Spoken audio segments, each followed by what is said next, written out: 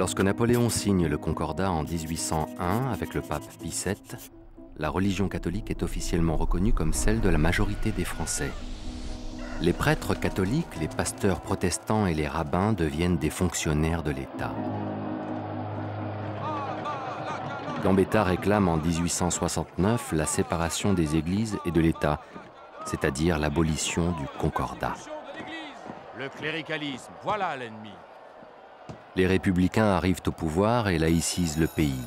En 1882, Jules Ferry, ministre de l'Instruction, crée une école publique, gratuite et laïque. Deux France s'opposent, celle du curé et celle de l'instituteur, celle du croyant et celle du libre penseur.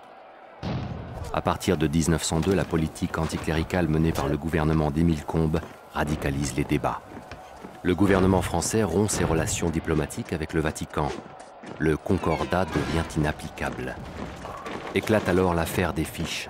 On découvre que le général André, ministre de la guerre, fait ficher les officiers qui vont à la messe. Le scandale est tel que le gouvernement de Combes finit par être renversé. C'est alors que s'engage une grande bataille parlementaire pour la promulgation d'une loi sur la séparation des églises et de l'État. Aristide Briand défend la promulgation de la loi. Le 21 mars 1905 s'ouvre à l'Assemblée nationale la première séance de la discussion parlementaire qui va durer jusqu'à la fin de l'année.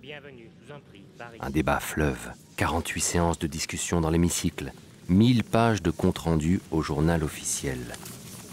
La loi est votée à 341 voix contre 233 et promulguée le 9 décembre 1905.